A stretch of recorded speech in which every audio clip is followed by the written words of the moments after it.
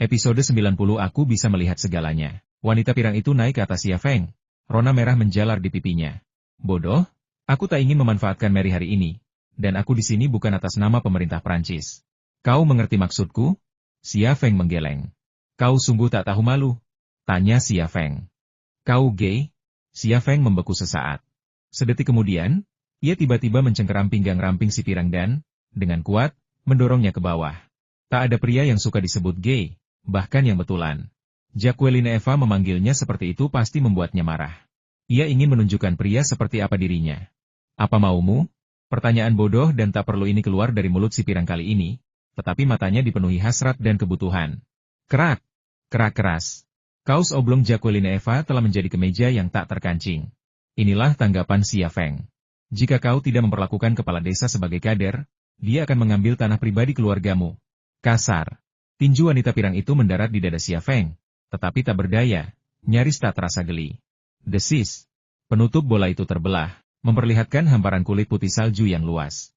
Rasanya seperti kegelapan sebelum fajar tiba-tiba tersapu oleh embusan angin, dan dua gunung Everest yang tersembunyi di kegelapan tiba-tiba muncul, pemandangan yang menakjubkan. Binatang buas. Jacqueline Eva mengumpat, tetapi senyum tersungging di sudut mulutnya, dan mata birunya berbinar gembira. Pria di hadapannya telah menjadi berandalan, binatang buas. Bukankah ini yang ia inginkan? Ia telah menggali jebakan. Dan bukankah ia hanya menunggu Xia Feng untuk mengisinya? Dengan bunyi jentikan pelan, kancing celana pendek denimnya terlepas. Xia Feng menahan amarahnya. Suara aneh keluar dari tenggorokan Jacqueline Eva. Ia bagaikan peselancar di lautan, dengan mudahnya mengarungi ombak yang bergejolak. Xia Feng terkadang seperti gangster, terkadang seperti monster, terkadang gabungan keduanya. Namun, apapun Xia Feng nantinya, ia dengan senang hati berperan sebagai orang suci, menggunakan kelembutannya untuk memengaruhi dan meluluhkannya. Malam berikutnya ditakdirkan untuk menjadi gelisah.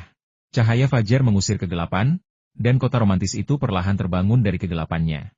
Mustahil menghitung berapa banyak pria dan wanita yang telah bermesraan di kota ini tadi malam, tetapi Xia Feng dan Jacqueline Eva jelas salah satunya.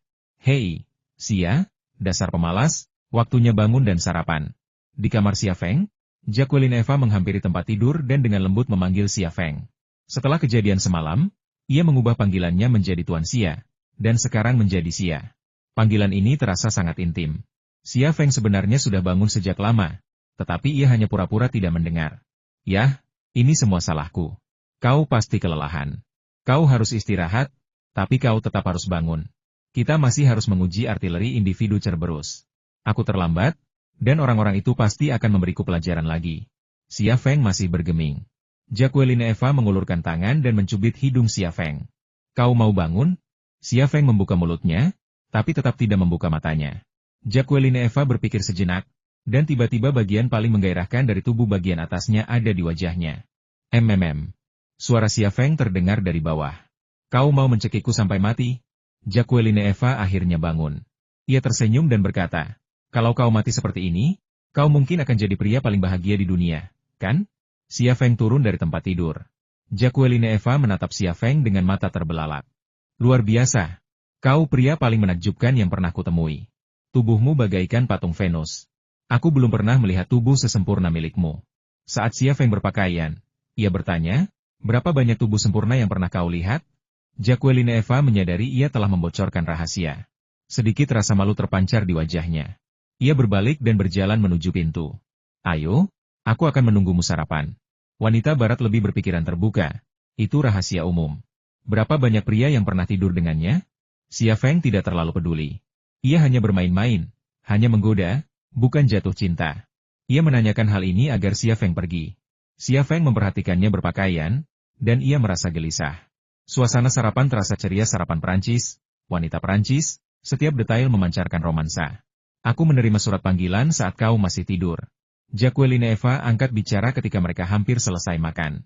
Lokasi uji coba meriam individu Cerberus telah ditetapkan di pangkalan militer AS-14, pangkalan Legiun Asing. Legiun Asing Prancis adalah resimen yang terkenal di dunia, terutama selama Perang Dunia Kedua. Xia Feng meletakkan pisau dan garpunya. Saya akan menelepon. Saya butuh orang-orang saya untuk menyiapkan meriam Cerberus dan amunisi untuk uji coba. Mintalah orang-orangmu juga menyiapkan senapan runduk XL2500 dan senapan serbu gale. Mereka ingin melihat langsung performanya, kata Jacqueline Eva. Xia Feng mengangguk. Tidak masalah. Prancis memang berhati-hati, tetapi ia sangat yakin bisa memenangkan hati mereka. Ia berpikir bahwa setelah uji coba, sudah waktunya untuk menandatangani kontrak dengan Prancis. Xia Feng memanggil King Chai Wei, yang kemudian pergi untuk menyiapkan senjata dan amunisi untuknya.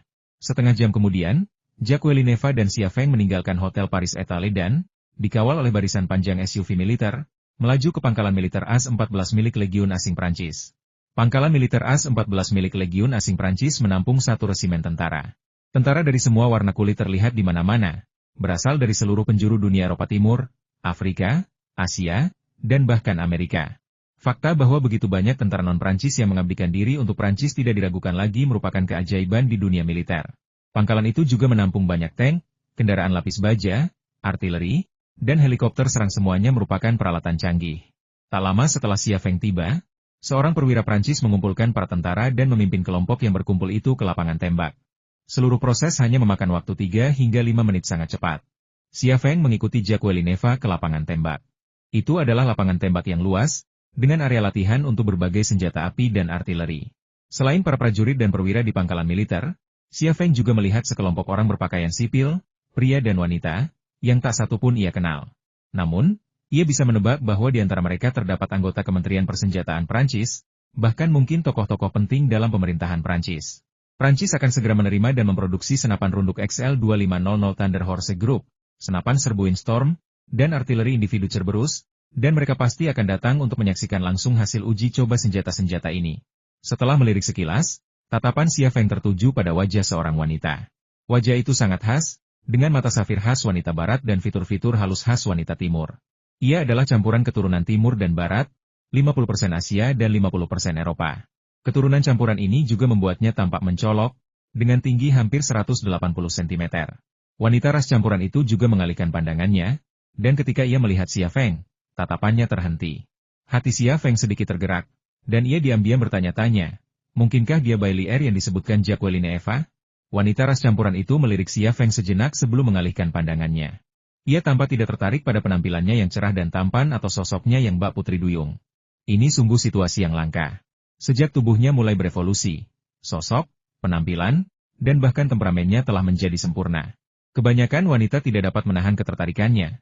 Tetapi wanita ras campuran ini jelas bukan salah satunya. Xia, bagaimana kalau bertaruh denganku?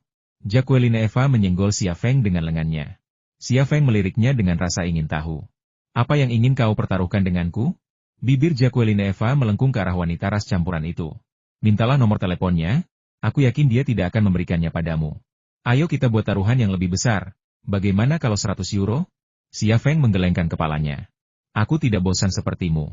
Aku sudah di sini, mengapa tidak ada yang datang untuk menyambutku? Kapan mulainya? Bukankah aku sudah menyapamu? Jacques Villeneuve tersenyum. Sudah kubilang sejak lama bahwa ini sepenuhnya tanggung jawabku, dan orang-orang di atas kita tidak akan menghubungimu. Entah kenapa, Xia Feng tiba-tiba teringat idiom itu menutup telinga sambil mencuri bel. Sikap dan tindakan Prancis saat ini dengan sempurna menggambarkan hal ini. Mereka menginginkan teknologi senjata Thunder Horse Group, tetapi mereka takut membuat Amerika marah. Faktanya, dengan kemampuan intelijen Amerika Serikat, hanya masalah waktu sebelum badan intelijen mereka mengetahui hal ini. Memang, tidak ada yang datang untuk menyapa Xia Feng. Tidak ada satupun pria berpakaian preman yang datang untuk mengatakan apapun. Ia mengobrol santai dengan Jacques Villeneuve, mengamati setiap gerakan mereka. Ia mengintip melalui tubuh mereka, mendapatkan identitas mereka dari kartu identitas mereka. Putri ras campuran itu memang Bai Lier. Ia melihat kartu identitasnya, tersembunyi di balik kerah bajunya. Dia masih sangat muda, dan dia telah menjadi asisten kepala untuk Nona Fosen, CS, di Lockheed Martin. Status dan kemampuan profesionalnya mungkin menjadi dasar kesombongannya, pikir Xia Feng. Namun, dia tidak terkesan dengan bajingan berdarah campuran yang menantang karir ini. Seorang wanita arogan, bahkan Shen Tianyin yang Baratu telah menaklukkannya, dan dia mewakili puncak dari tipe wanita ini. Karena itu, bahkan wanita yang paling arogan pun tidak berarti apa-apa baginya. Saat itu, sebuah truk militer berhenti di lapangan tembak, mengangkut beberapa kotak amunisi. Di dalam kotak kargo itu terdapat beberapa pria berseragam kerja berlogo Lockheed Martin. Semua seragam itu berwarna kaki, dan mereka semua tegap. Mereka lebih terlihat seperti insinyur berpengalaman daripada pekerja biasa. Truk itu langsung melaju ke lapangan tembak uji artileri. Setelah truk berhenti, para pekerja Lockheed Martin mulai membongkar muatan, tampak santai. Kemudian, sebuah truk militer lain memasuki lapangan tembak, juga membawa beberapa kotak amunisi. Setiap kotak bertuliskan Industri Militer Thunder Horse dan berisi senapan runduk XL2500 Thunder Horse Group, senapan serbu Gale, dan artileri individu Cerberus. Truk kedua kosong dari pekerja Thunder Horse. Setelah truk berhenti, seorang perwira mengirim beberapa tentara untuk membongkar muatan. Para tentara dengan cepat membongkar senjata dan amunisi Thunder Horse. Saat para tentara melapor kepada perwira mereka, Bai Lier menghampiri Xia Feng dan Jacqueline Eva. "Apakah Anda Tuan Xia Feng Xia?" tanya Bai Lier dengan suara Inggris yang tenang. "Ya, saya." Xia Feng mempertahankan sikap sopan dan santunnya. "Permisi, Nona." "Bai Lier," kata Bai Lier. "Saya dari Lockheed Martin. Saya asisten Nona Fosen." Xia Feng mengulurkan tangan, senyum tersungging di wajahnya. "Halo, Nona Bai. Senang bertemu Anda." Bai Lier tidak mengulurkan tangannya. "Nama belakang saya bukan Bai, dan saya bukan orang Tionghoa. Ayah saya orang Jepang, dan ibu saya orang Amerika. Jadi, tolong jangan panggil saya dengan nama Tionghoa saya." Xia Feng menarik tangannya, dan senyum di wajahnya memudar. Tidak ada yang suka diperlakukan dingin, dan dia pun demikian. "Nama saya orang Jepang, Hattori Mei. Ayah saya Hattori Masao." Setelah memperkenalkan diri, Bai Lier mengulurkan tangannya kepada Xia Feng. Pertama, ia memberi Xia Feng sikap dingin, lalu menyambutnya dengan hangat. Kepribadian wanita ini sungguh unik. Kali ini, Xia Feng tidak mengulurkan tangannya. Situasi tiba-tiba menjadi canggung. Biasanya, seorang pria tidak akan menolak jabat tangan seorang wanita, apalagi wanita cantik ras campuran seperti Bai Lier. Namun, suasana canggung ini bukan disebabkan oleh Xia Feng, melainkan oleh Bai Lier. Xia Feng bukanlah tipe pria yang mudah pusing ketika melihat wanita cantik. Ketika ia ingin berjabat tangan dengan Bai Lier menolaknya, yang sama saja dengan mempermainkannya. Sekarang Bai Lier ingin berjabat tangan lagi. Jabat tangan macam apa ini? Bai Lier memang cantik, tetapi ia telah bermain dengan terlalu banyak wanita cantik dan tidak tertarik pada satu pun. Melihat Xia Feng tidak menunjukkan tanda-tanda akan mengulurkan tangannya, secercah ketidaksenangan terpancar di mata biru Bai Lier, dan ia menurunkan tangannya. Kemudian, ia berbalik dan melirik seorang pria parubaya yang berdiri di tengah kerumunan. Pria itu mengangguk kecil padanya. Pandangan Xia Feng beralih ke pria itu, dan tiba-tiba menyadari bahwa penampilannya 50% mirip dengan Bai Lier. Hatinya tergerak, mungkinkah pria itu ayah Bai Lier, Hattori Masao? Mengapa orang Jepang muncul di sini? Penemuan ini membangkitkan kecurigaan dan rasa waspada di hati Xia Feng. "Tuan Xia, ayo kita mulai," kata Bai Lier sambil berjalan menuju lapangan uji artileri. Mengenakan setelan jas kantor hitam, rok pendek hitam, sepatu hak tinggi hitam, dan stoking, ditambah kaki jenjang dan bokongnya yang montok, profil punggungnya tampak sangat seksi. Mata kiri Xia Feng sedikit berkedut, dan senyum nakal tersungging di sudut mulutnya. "Wanita yang sombong," bisik Jacqueline Eva. "Ayo pergi. Setelah kita selesai mengurus orang-orang itu, kita bisa pergi." Xia Feng mengikuti Jacqueline Eva sambil berbisik. "Eva, seberapa banyak yang kau ketahui tentang Bai Lier ini?" Jacqueline Eva melirik Xia Feng. "Apa yang ingin kau ketahui?" Xia Feng melirik pria Asia parubaya itu dari sudut matanya. "Ayah Bai Lier, Hattori Masao. Pria Asia di sebelah kiri kita." Jacqueline Eva juga melirik ke arah pria Asia parubaya itu, suaranya semakin pelan. "Bagaimana kau tahu dia Hattori Masao?" "Tentu saja aku punya caraku sendiri," kata Xia Feng. "Aku tahu kau pasti punya informasi tentangnya. Katakan padaku, apa pekerjaannya? Kenapa dia ada di sini?" "Yah." Jacqueline Eva tampak malu. Xia Feng berkata dengan acuh tak acuh, "Bukan apa-apa. Aku bisa mencari tahu sendiri. Kalau kau kesulitan, anggap saja aku tidak pernah bertanya. Memberitahuku itu sah-sah saja, dan aku berutang budi padamu. Tapi kalau aku mencari tahu sendiri, kita bahkan tidak akan berteman lagi." Inilah makna tersembunyi di balik kata-kata Xia Feng. "Jangan bilang aku sudah memberitahumu." Jacqueline Eva mendekatkan wajahnya ke telinga Xia Feng. "Hattori Masao ini adalah perwira tinggi di pasukan bela diri Jepang, seorang jenderal pasukan bela diri darat. Seorang jenderal pasukan bela diri darat setara dengan letnan jenderal. Seorang jenderal pasukan bela diri darat sebenarnya ada di sini, mengamati uji coba senjata grup Thunder Horse. Apa yang sedang terjadi? Dia tokoh yang cukup penting, tapi kenapa dia ada di sini? Siapa yang mengundangnya?" tanya Xia Feng ragu-ragu. Jacqueline Eva tersenyum kecut. "Aku tidak tahu banyak, dan aku bahkan bisa memberitahumu lebih sedikit lagi. Saranku, lupakan saja. Selesaikan masalah ini dengan orang-orang itu, dan pergi dari sini." "Terima kasih." Xia Feng tidak bertanya lagi. Jacqueline Eva, bagaimanapun juga, berasal dari Badan Keamanan Nasional Prancis, dan dia punya kesulitannya sendiri. Dia mengatakan bahwa identitas Hattori Masao sudah melanggar peraturan, dan jika dia membocorkan rahasia lain, itu akan menjadi masalah besar. Dia tidak berharap Jacqueline akan sepenuhnya patuh dan tunduk padanya setelah tidur dengannya. Meskipun Xia Feng tidak bertanya, dia punya kecurigaan sendiri. Ayahnya seorang jenderal di pasukan bela diri darat Jepang, dan putrinya adalah karyawan senior di Lockheed Martin. Tidak mungkin ayah dan anak ini ada di sini tanpa agenda tersembunyi. Apa yang sedang direncanakan orang Jepang? Hattori Masao, yang berjalan di depan, melirik Xia Feng. Xia Feng pura-pura tidak memperhatikan, sengaja mengalihkan pandangannya ke pantat Bai Lier. Seorang karyawan Lockheed Martin membuka kotak amunisi mereka, dan Xia Feng melihat rudal anti-tank Javelin, senapan mortir, senapan runduk, dan peluncur granat. Peluncur granat itu adalah peluncur granat udara terbaru Lockheed Martin, XM-25, dengan jangkauan 50 hingga 2000 meter dan daya ledak yang luar biasa.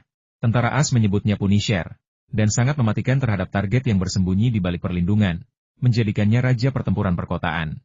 Xia Feng langsung tertarik pada peluncur granat udara XM-25 begitu kemunculannya. Mata kirinya mulai mengamati bagian luar XM-25, lalu beralih ke perspektif yang komprehensif, memeriksa detailnya. Pikirannya mengamati keseluruhannya, material yang digunakan dalam komponennya, akurasi dimensinya, dan sebagainya. Prosesnya selesai dengan cepat, dan senyum mengembang di bibirnya. Tak lama lagi Thunder Horse Group akan memiliki peluncur granat yang bahkan lebih canggih daripada XM-25. Melihat berarti menguasai, memperoleh berarti mencapai. Jika Xia Feng menjadi mata-mata dan mengaku tak tertandingi, maka tak ada mata-mata di dunia ini yang berani mengklaim dirinya yang terbaik. Xia Feng mengalihkan pandangannya dan berkata sambil tersenyum, "Apa gunanya? Ini ujian atau kompetisi?" "Tuan Xia," kata Bai Lier, "apakah Anda mengkhawatirkan sesuatu?" Xia Feng menjawab dengan tenang, "Mengapa saya harus khawatir? Tidak, saya hanya ingin tahu apa yang sedang terjadi. Apakah kalian orang Tionghoa menyukai ini?" Bai Lier menatap Xia Feng, matanya dipenuhi dengan sedikit provokasi dan penghinaan. Xia Feng mengerutkan kening. "Apa maksudmu? Dalam kata-katamu, itu pura-pura tidak tahu padahal tahu yang sebenarnya," kata Bai Lier. Pemerintah Prancis membatalkan pesanan rudal anti-tank Javelin, dan UEA serta Arab Saudi juga membatalkan pesanan serupa. Mereka telah mengindikasikan akan membeli artileri individual Cerberus Thunder Horse. Saya datang ke sini untuk melihat seberapa kuat artileri individual Cerberus Thunder Horse, untuk melihat apakah ia dapat mengungguli Javelin. Jadi itulah yang terjadi. Tidak heran Lockheed Martin membawa senjata-senjata ini. Sepertinya mereka ingin mengujinya melawan senjata Thunder Horse dan menentukan siapa yang akan menang. Di satu sisi, tujuannya adalah untuk memahami kinerja senjata Thunder Horse, tetapi di sisi lain, tujuannya adalah untuk menekannya. Thunder Horse telah memasuki pasar senjata global sebagai kuda hitam, dan beberapa perusahaan pertahanan internasional besar telah kehilangan ketenangan mereka dan siap untuk bertindak. Senjata kami sangat baik, dan rasio harga kinerjanya sangat tinggi. Wajar bagi pelanggan untuk memilih produk kami. Orang normal manapun akan lebih menyukai barang berkualitas tinggi dengan harga murah daripada barang bermerek yang mencolok, kata Xia Feng. Senyum sinis tersungging di bibir Bai Lier. Saya sudah bertemu banyak orang Tiongkok, dan mereka selalu terlihat berlebihan. Saya harap Anda, Tuan Xia, bukan orang seperti itu. Kata-kata seperti itu membuat Xia Feng merasa tidak nyaman. Jepang dan Tiongkok memiliki dendam historis yang tak terpecahkan. Bajak laut Jepang pada masa dinasti Ming dan invasi Jepang ke Tiongkok selama Perang Dunia Kedua adalah kepedihan dan penghinaan yang tak akan pernah dilupakan oleh orang-orang Tiongkok yang baik hati. Meskipun ini adalah sejarah, hal itu tidak relevan bagi manusia modern, dan kita tidak seharusnya berlarut-larut dalam kebencian selamanya. Namun, alasan kebanyakan orang tidak menyukai orang Jepang bukan hanya karena alasan historis, melainkan karena karakteristik tertentu dari orang Jepang. Orang Jepang memuja penggunaan kekuatan dan yang kuat, sementara yang lemah tidak dihormati di mata mereka. Beberapa orang Jepang memandang invasi Tiongkok selama Perang Dunia Kedua bukan sebagai kesalahan, melainkan sebagai sejarah gemilang yang mereka banggakan. Banyak orang Jepang tampak sopan di permukaan, tetapi jauh di lubuk hati mereka memandang rendah orang Tiongkok. Kekuatan Tiongkok yang semakin kuat dan mata pencaharian yang membaik juga telah menyentuh hati beberapa orang Jepang, yang sering melontarkan komentar yang tidak bertanggung jawab tentang Tiongkok atau rakyatnya, atau terlibat dalam perilaku yang menyinggung. Bai Lier, yang ayahnya adalah seorang jenderal berpangkat tinggi di pasukan bela diri darat, adalah keturunan tentara Jepang, dan hal ini sangat terlihat dalam dirinya.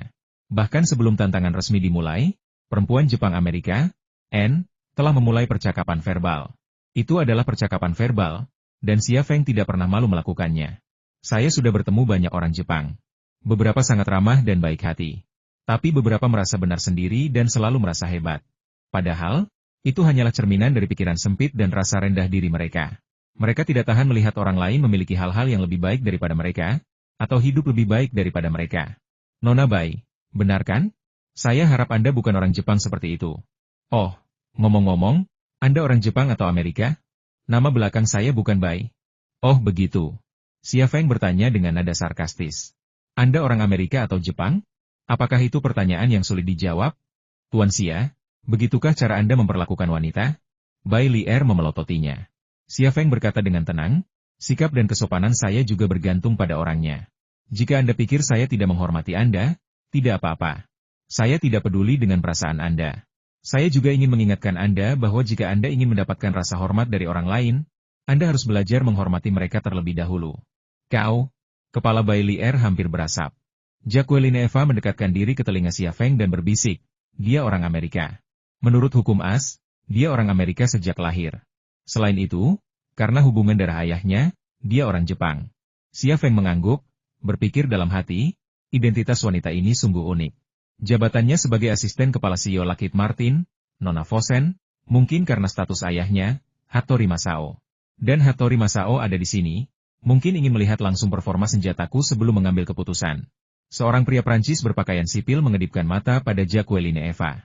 Jacqueline Eva kemudian berkata kepada Xia Feng, Tuan Xia, kami siap untuk mulai. Xia Feng berjalan ke beberapa kotak senjata berlogo Thunder Horse Group dan membuka semuanya. Satu kotak amunisi berisi meriam Cerberus, satu lagi senapan runduk XL2500, dan satu lagi senapan serbu Blitz. Dua kotak sisanya berisi berbagai jenis amunisi untuk pengujian. Satu untuk senapan runduk XL2500 dan satu lagi untuk senapan serbu Blitz. Kotak amunisi ini cukup kecil. Seorang karyawan Lockheed Martin, yang membawa rudal anti-tank Javelin, mendekat dan berkata terus terang, Tuan Xia, targetnya adalah tank dan benteng darat sejauh 2 km. Anda mau pergi duluan, atau saya saja? Xia Feng melirik ke arah target dan melihat sebuah tank yang sudah dinonaktifkan sejauh 2 km. Ada juga benteng darat beton bertulang yang tampak seperti bunker era Perang Dunia Kedua. Di sekeliling bunker terdapat beberapa target berbentuk manusia, yang digunakan untuk menguji kerusakan akibat cipratan peluru artileri. Sekilas pandang saja sudah membuatnya yakin. Tuan Xia, kenapa Anda tidak pergi duluan? Tanya karyawan Lockheed Martin itu. Xia Feng kemudian angkat bicara, Anda benar-benar profesional, mengadu rudal anti-tank dengan artileri individual saya. Ia lalu berteriak, sebuah rudal anti-tank berpemandu dijual sekitar 100.000 di pasaran, sementara artileri individual Cerberus kami hanya 50.000, dan dilengkapi 10 butir amunisi. Kesuksesan kami di pasaran bukanlah kebetulan, melainkan tak terelakkan. Tuan Xia, murah tidak menjamin kualitas. Anda harus menguji artileri individual Cerberus Anda di depan kami. Jangan berjanji besar lalu mempermalukan diri sendiri, kata Bai Lier terus terang. Xia Feng terlalu malas untuk berdebat dengannya. Ia memasang penyumbat telinga, mengeluarkan peluru penembus lapis baja, dan segera mengisinya. Kemudian, ia membidik tank yang hancur itu dan menekan pelatupnya. Dengan suara keras, dan hampir 1,5 detik kemudian, sebuah lubang terbuka di tank yang hancur itu. Api meletus, dan asap tebal mengepul. Sekelompok besar tentara Prancis dan legiun asing Prancis tercengang. Jika dikerahkan di medan perang, meriam seperti ini akan menjadi penghancur tank dan benteng pertahanan. Hattori Mei juga tercengang, menatap Xia Feng dan meriam Cerberus di bahunya dengan takjub. Dengan pengoperasian yang begitu sederhana, jangkauan 2 km, kekuatan yang begitu dahsyat, dan harga yang begitu rendah, siapa yang masih akan membeli rudal anti-tank Javelin? Javelin dan TOW keduanya merupakan rudal anti-tank andalan as, terkenal di dunia, dengan banyak negara membayar mahal untuk mereka, meraup keuntungan besar bagi AS.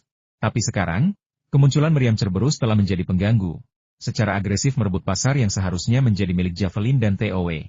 Bai Lier sudah sangat terkejut, tetapi wajahnya tidak menunjukkan sedikit pun keterkejutan. Ia melirik ayahnya, Hattori Masao, dan keduanya bertukar pandang diam-diam. Boom! Saat kerumunan pengunjung, legioner, dan perwira berdiri tertegun, Xia Feng melepaskan tembakan kedua. Boom! 2000 meter jauhnya, sebuah peluru berdaya ledak tinggi merobek kawah besar dari benteng pertahanan di tanah. Target humanoid di sekitarnya juga hancur oleh semburan peluru. Beberapa jatuh, beberapa hancur berkeping-keping. Jika itu adalah sekelompok tentara musuh, tidak akan ada yang bisa berdiri dan bertarung sekarang. Keheningan total menyelimuti. Artileri individu Cerberus memberi kesan bukan artileri individu sama sekali. Itu hanyalah tank yang ditembakkan dari bahu.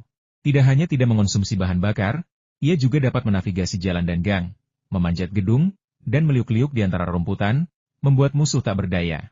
Setelah menembakkan 2 peluru, Xia Feng melepaskan Cerberus menembakkan artileri individual dan dengan santai melemparkannya ke dalam kotak amunisi. Kemudian, ia mengambil senapan runduk XL-2500-nya, mengisinya, dan membidik target terjauh. Mustahil, seru seorang letnan legiun asing dengan takjub. Target itu berjarak 2.500 meter penuh, dan belum pernah ada yang mengenainya. Setelah ia selesai berbicara, senapan runduk XL-2500 meraung pelan. Tidak ada yang bisa melihat apakah Xia Feng telah mengenai target, karena jaraknya terlalu jauh. Namun hanya 3 detik kemudian, seorang kolonel yang memegang teleskop tiba-tiba berseru, "Ya Tuhan!" Dia mengenai target itu, dan tepat sasaran. Suasana yang tadinya hening tiba-tiba meledak. Karyawan Lockheed Martin yang membawa rudal anti-tank Javelin menatap Xia Feng dengan kaget, bingung harus berbuat apa. Senapan runduk XL-2500 telah lama teruji dalam pertempuran. Itu senapan runduk terbaik di dunia. Setuju, kan? Serang target itu, lalu tantang aku. Setelah itu, Xia Feng dengan santai melemparkan XL-2500 ke dalam kotak amunisi dan mengambil senapan serbu Gale.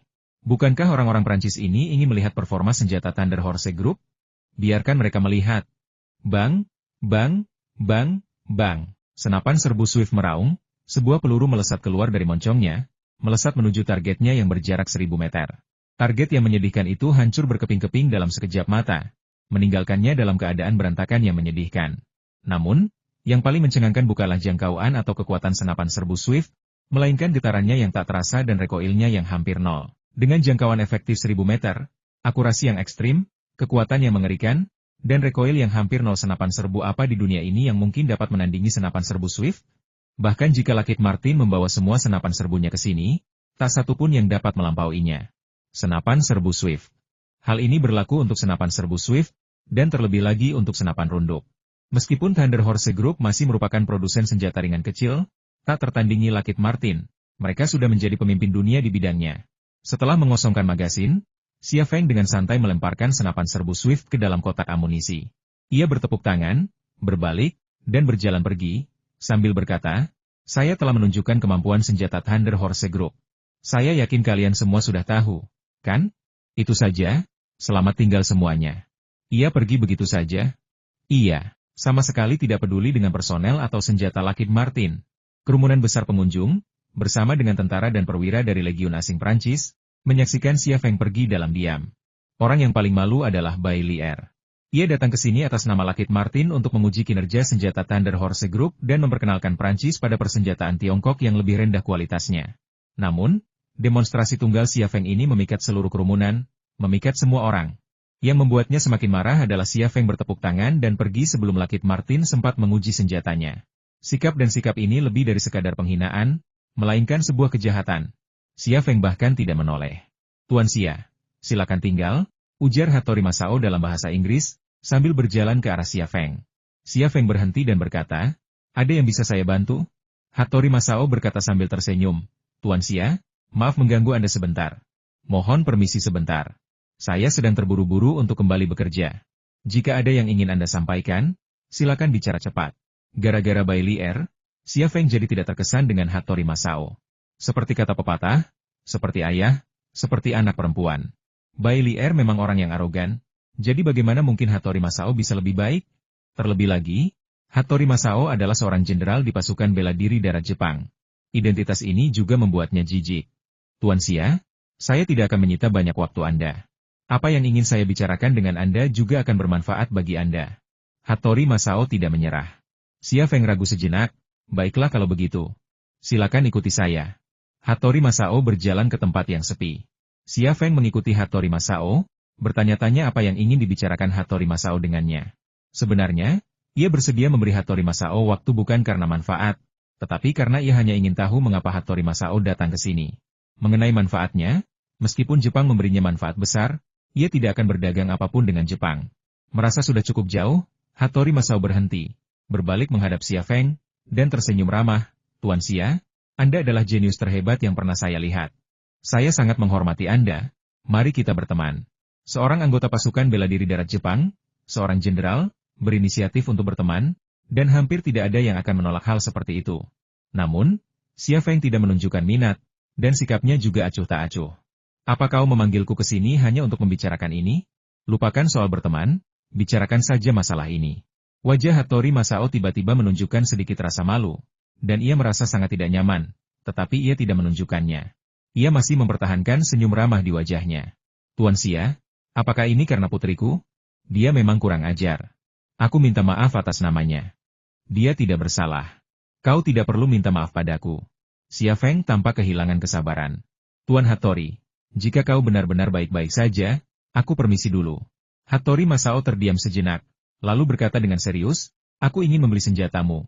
Semua jenis senjata, senapan runduk XL2500, senapan serbu gale, dan artileri individu Cerberus. Jika kau bisa mentransfer teknologimu, harga yang kami tawarkan cukup besar.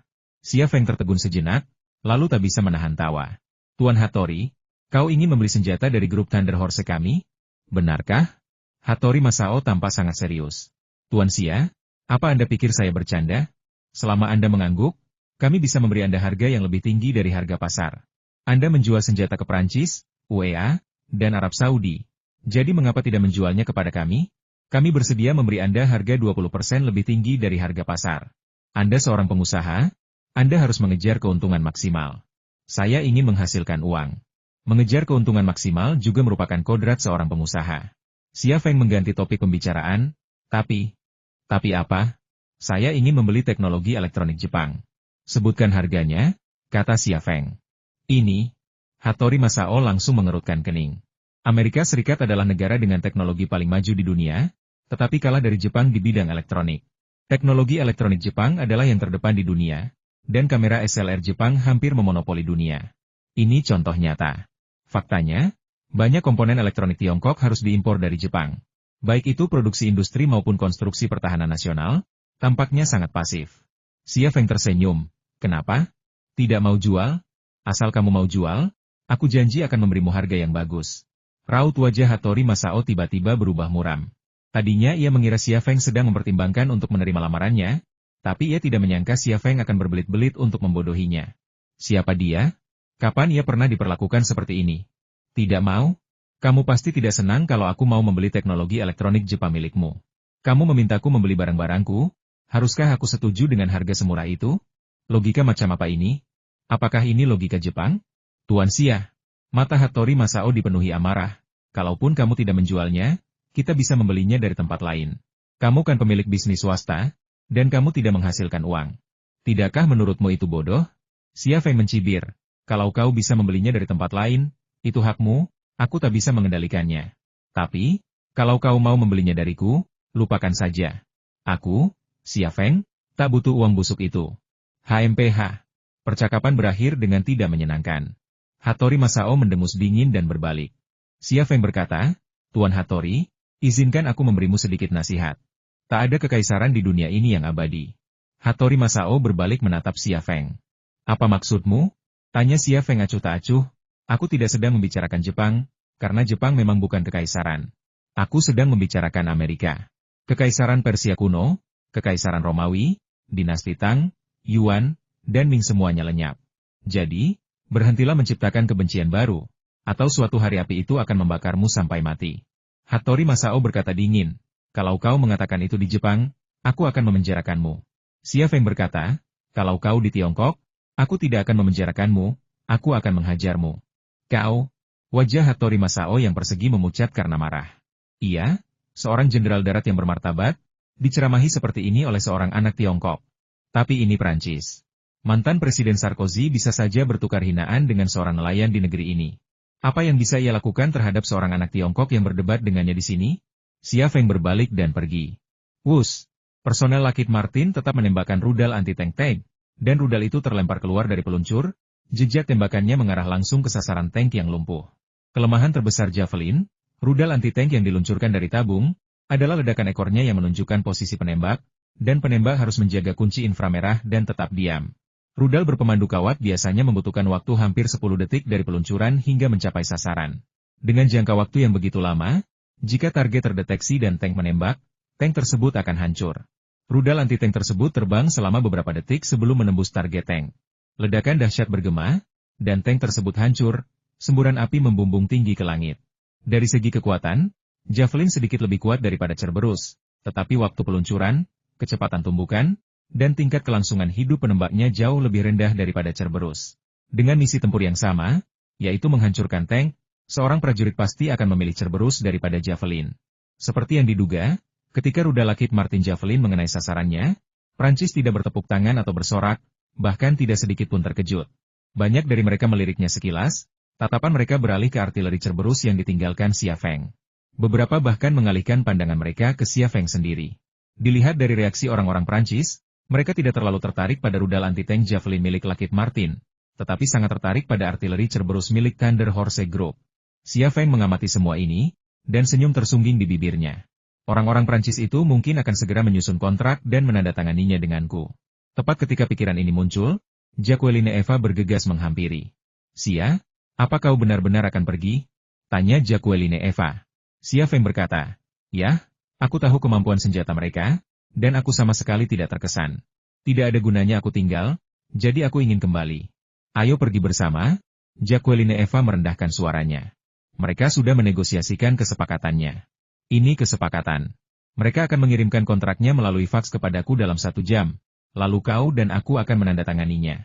Tidak apa-apa, tapi aku ingin tahu bagaimana caranya mendapatkan apa yang kuinginkan. Ini bukan tempat untuk membahas hal semacam ini. Ayo kita kembali ke hotel dan bicarakan ini. Xia Feng mengangguk. Saat ia pergi, tatapannya beralih ke Bai Lier, yang juga sedang menatapnya. Tatapannya dingin, bahkan diwarnai kebencian. Xia Feng mengangkat bahu, berpikir dalam hati, kau hanya seorang asisten. Apa hebatnya kau? Kau hanya berhak bicara dengan asistenku. Aku sudah berbuat baik padamu dengan bicara denganmu. Baiklah, berhenti menatapku. Kau membuatku begitu marah. Kau pasti celaka, kata Jacqueline Eva nakal. Xia Feng tiba-tiba teringat sesuatu. Oh, iya, aku punya satu syarat. Apa syaratmu? Jacqueline Eva tiba-tiba menjadi gugup. Aku sudah membuat kesepakatan dengan orang-orang itu, kau tidak bisa sembarangan menambahkan syarat. Aku bahkan sudah menambahkan syarat ini, kata Xia Feng. Teknologi saya tidak bisa mengalir ke Jepang, dan senjata yang Anda produksi tidak bisa dijual ke Jepang. Jika Anda melakukan ini secara diam-diam, dan saya mengetahuinya, saya tidak akan memberi Anda komponen inti untuk peralatan mesin cerdas Anda. Jacqueline Eva mengangkat bahu, lalu tersenyum. Saya pikir itu semacam syarat. Apakah Anda pikir kami orang Prancis ini filantropis? Kami sudah membayar harga yang begitu mahal. Bagaimana mungkin kami membaginya dengan orang Jepang? Jangan khawatir, itu tidak akan terjadi. Saya akan menulis ini di dalam kontrak, kata Xia Feng. Jacqueline Eva. Tak lama setelah kembali ke hotel, Xia Feng melihat kontrak tersebut. Kontrak itu tidak menyebutkan lembaga pemerintah Prancis manapun, hanya perusahaan teknologi Galia. Jelas itu adalah perusahaan cangkang sementara, yang secara hukum diwakili oleh Jacqueline Eva, orang yang seharusnya menandatangani kontrak. Kontrak tersebut menetapkan kapan pihak B, Thunder Horse Group, akan mengirimkan peralatan mesin cerdas Thunder Dragon kepada Gaulis Technologies dan membangun lini produksi untuk senapan runduk XL2500, senapan serbu Gale, dan artileri individu Cerberus. Gaulis Technologies juga menetapkan bahwa Thunder Horse Group akan menerima pembayaran secara mencicil. Gaulis Technologies akan membayarnya dalam 4 kali cicilan, masing-masing 25%. Pembayaran tersebut merujuk pada avionic jet tempur Rafale dan teknologi siluman, sebuah fakta yang tidak disebutkan dalam kontrak. Anda benar-benar berhati-hati. Setelah meninjau kontrak, Xia Feng mengerutkan kening dan berkata, kontrak tersebut dengan jelas menyatakan apa yang akan diberikan Thunder Horse Group kepada Anda, tetapi Anda telah menggantinya dengan pembayaran barang. Dan Anda membayar 25% setiap kali. Apakah Anda bercanda? Jacqueline Eva berkata, Xia, tolong pahami kesulitan kami. Kami tidak bisa meninggalkan bukti apapun yang bisa digunakan Amerika untuk mengganggu kami. Jika kami menyebutkan avionik dan teknologi siluman pesawat tempur Rafale dalam kontrak, kami akan mendapat masalah besar begitu Amerika mengetahuinya. Itu hanya nama sandi, bukan? Kau menginginkan teknologinya, bukan kontraknya. Bagaimanapun kontraknya ditulis, itu tidak akan mengubah ketentuan kesepakatan. Jika kita mengikuti ketentuannya, kita semua akan mendapatkan apa yang kita inginkan. Bukankah itu sudah cukup? Bahkan jika Amerika menemukan kesepakatan rahasia ini di masa mendatang, kontrak ini akan membantu pemerintah Prancis.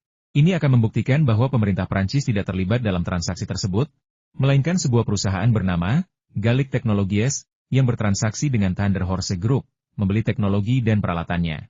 Xia Feng tersenyum. Kalian orang Prancis benar-benar pintar. Oke, saya tidak keberatan dengan kontrak ini. Namun, saya akan memutuskan proses transaksinya. Bagaimana rencanamu untuk berdagang? Xia Feng berpikir sejenak.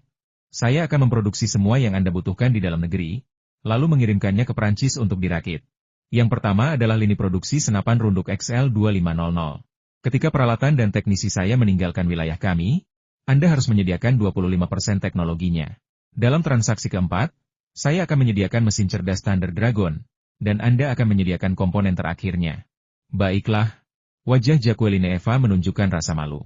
Perjanjiannya menyatakan kami akan menyediakan teknologinya setelah lini produksi selesai dibangun, tetapi Anda menuntut pembayaran setelah peralatan meninggalkan wilayah Tiongkok. Saya khawatir mereka tidak akan setuju.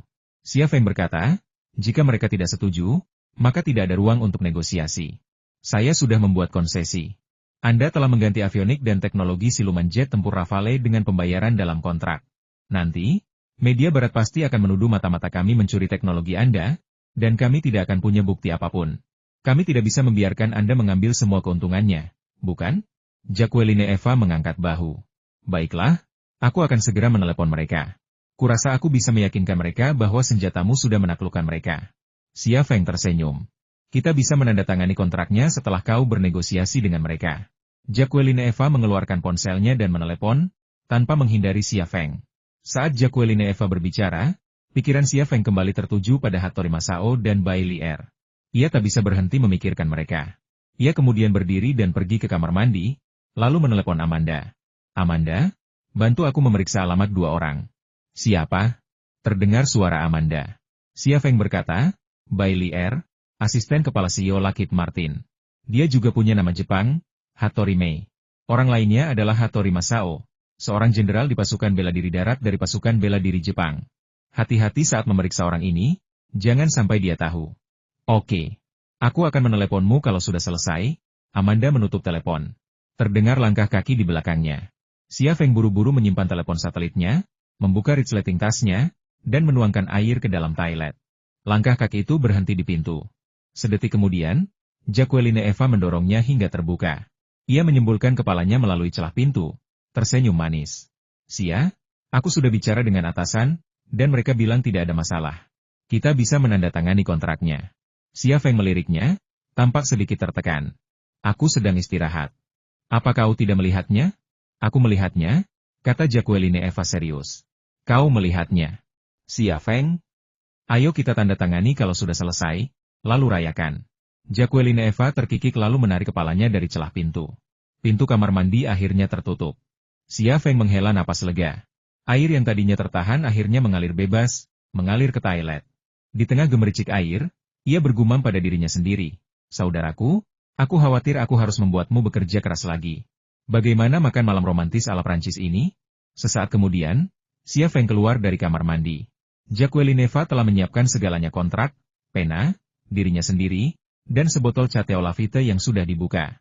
Xia Feng berjalan mendekat, mengambil pena, dan segera menandatangani kedua kontrak tersebut.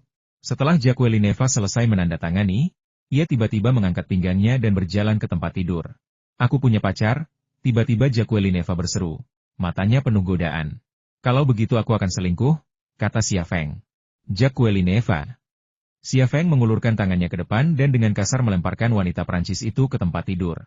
Saat ia melepaskan diri dari pelukannya, ia tiba-tiba melingkarkan lengannya di leher Jacqueline Eva dan menariknya ke bawah. Makan malam ala Prancis, sekali saja tentu tidak cukup. Siapa pacarnya? Xia Feng tidak peduli. Ia hanya ingin merajut beberapa topi hijau lagi untuk pacarnya. Keesokan paginya, Jacqueline Eva pergi dengan sebuah kontrak. Setelah selesai sarapan di hotel, Xia Feng menerima telepon dari Amanda. Bos, saya sudah memeriksa, kata Amanda. Katakan, di mana dua orang itu? 123 Rue des Toras. Itu kantor pusat Lockheed Martin di Paris dan pusat penelitian Eropa, kata Amanda. Apa yang mereka teliti? Bioteknologi. Pikiran Xia Feng berpacu. Bioteknologi? Apa sebenarnya itu? Mungkin senjata biologis. Saya tidak yakin. Tembok api gedung itu sangat kuat sehingga saya butuh beberapa jam untuk masuk. Namun, saya hanya melihat dua orang yang Anda sebutkan, tetapi saya tidak melihat apa yang mereka teliti. Ada laboratorium di sana, tetapi terisolasi, dan saya tidak dapat mengakses sistem laboratorium. Xia Feng berpikir sejenak. Bolehkah saya masuk? Amanda berkata, Bos, saya sarankan Anda untuk tidak mengambil risiko. Tempat itu dijaga ketat, dengan sistem pertahanan elektronik yang sangat canggih. Jika Anda mencoba menyelinap masuk, saya perkirakan kemungkinan ketahuan adalah 100%. Xia Feng tak kuasa menahan napas. Amanda sangat menyadari kemampuannya. Tetapi bahkan jika ia datang langsung, kemungkinan ketahuan tetap 100%. Ia tak kuasa menahan diri untuk bertanya-tanya rahasia apa yang tersembunyi di sana. Mengapa tempat itu dijaga begitu ketat? Bagaimana cedera Alessio? Xia Feng menenangkan pikirannya. Dia pulih dengan cepat, tetapi mungkin butuh sebulan lagi baginya untuk mendapatkan kembali kemampuan bertarungnya. Jaga dia baik-baik, dan pertahankan status quo. Xia Feng menutup telepon. Setengah jam kemudian, Xia Feng tiba di pusat pameran Philippinte. Para dekorator telah menghabiskan seharian kemarin memasang dinding kaca dan menggantung karya seni yang relevan. Sementara itu, King Chaiwei dan staf Thunder Horse Group telah selesai mendirikan stand mereka. Pameran Thunder Horse memang terbatas, tetapi berkat pengaturan ini, aula mereka menjadi yang paling istimewa di seluruh pusat pameran Philippinte. Perpaduan seni dan persenjataan, dua elemen yang tak saling berkaitan, terasa unik, menarik perhatian, dan pasti meninggalkan kesan mendalam. Saat Xia Feng mengobrol dengan King Chaiwei, beberapa orang memasuki stand Thunder Horse Group. Dua orang yang memimpin rombongan adalah Hattori Masao dan Bai Lier, yang mereka temui kemarin di pangkalan legiun asing. Di belakang mereka ada beberapa petugas, mulai dari orang Asia yang tegap hingga orang Eropa yang tinggi dan berotot. Tidak sulit untuk mengetahui bahwa orang-orang Asia yang tegap itu adalah orang Jepang, bertugas di pasukan bela diri, dan merupakan pengawal Hattori Masao. Orang-orang Eropa itu adalah petugas Bai Lier, kemungkinan besar pengawalnya. Kemungkinan lain adalah mereka adalah karyawan Lockheed Martin. King Chaiwei hendak menyapa mereka ketika Xia Feng menyenggol lengannya. Silakan saja. Mereka bukan klien, jadi kalian tidak perlu melayani mereka. Aku akan mengurus mereka. King Chaiwei terdiam sejenak, lalu mengangguk dan berbalik. Haha. Hattori Masao tersenyum, wajahnya masih ramah. Tuan Xia, kita bertemu lagi. Xia Feng menyapanya dan berkata dalam bahasa Inggris. Baik, Tuan Hattori, kita bertemu lagi. Namun, pameran senjata Angkatan Darat Internasional Paris belum dimulai, jadi Anda datang agak awal. Tidak awal, kata Hattori Masao. Saya datang untuk menemui Anda, Tuan Xia. Saya tidak peduli kapan pameran senjata Angkatan Darat dimulai. Apa yang ingin Anda bicarakan dengan saya? Tanya Xia Feng. Kalau soal kemarin, ya sudahlah. Saya tidak mau membicarakannya. Sedikit rasa malu terpancar di wajah Hattori Masao. Ia melirik Bai Lier di sampingnya. Ini seperti sebuah isyarat. Bai Lier melangkah maju dan membungkuk dalam-dalam kepada Xia Feng. Tuan Xia, saya bersikap kasar kemarin. Mohon maaf. Tidak apa-apa, tidak apa-apa.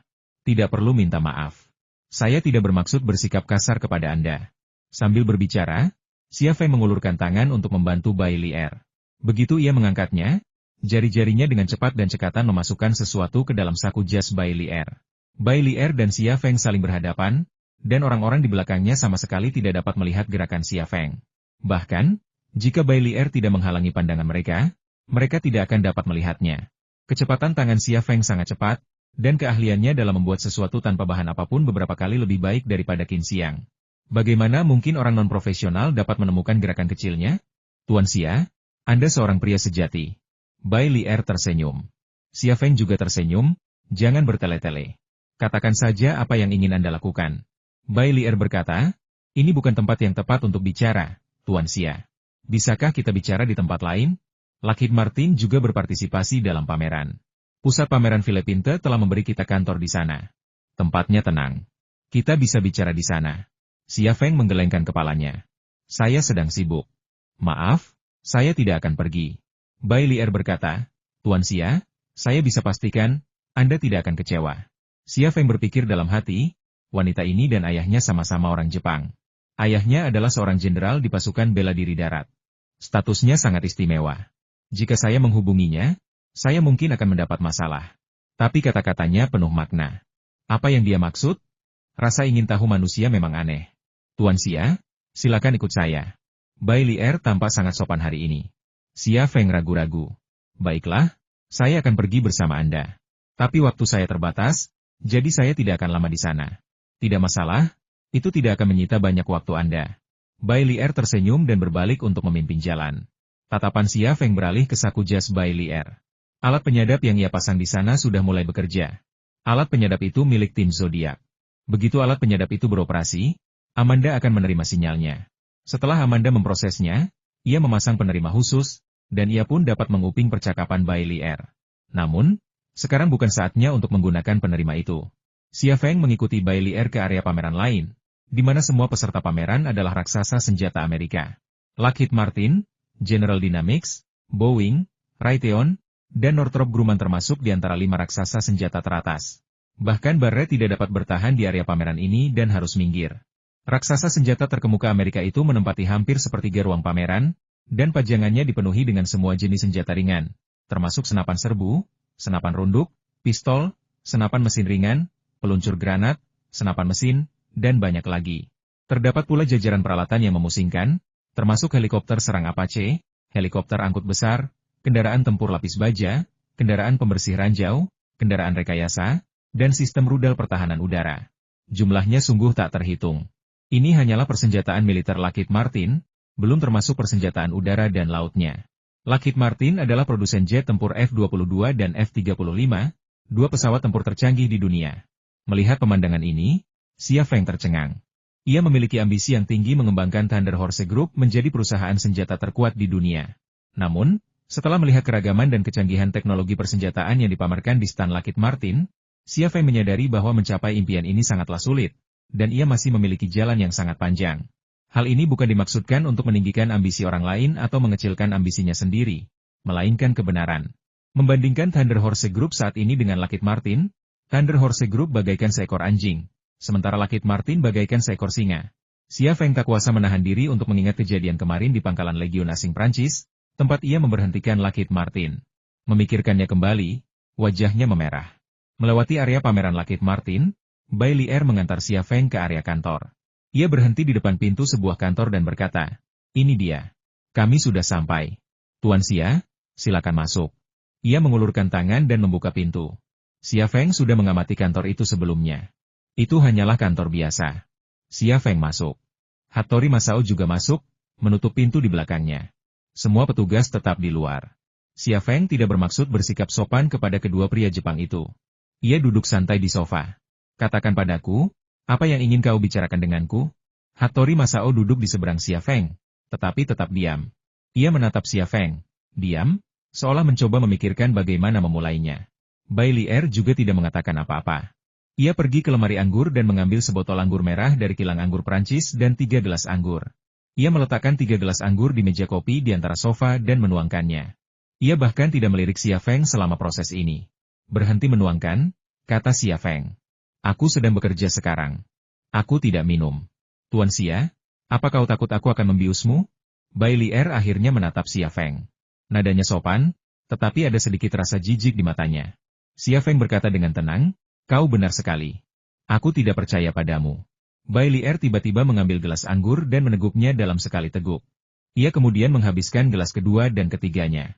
Setelah 3 teguk, ia menjilat sudut mulutnya. "Tuan Xia, apakah semuanya baik-baik saja sekarang?" Xia Feng menggelengkan kepalanya. "Mungkin kau sudah minum penawarnya sebelumnya." Bai Lier berkata, Kalau kau tidak mau minum, jangan minum." Hattori Masao tersenyum kecut.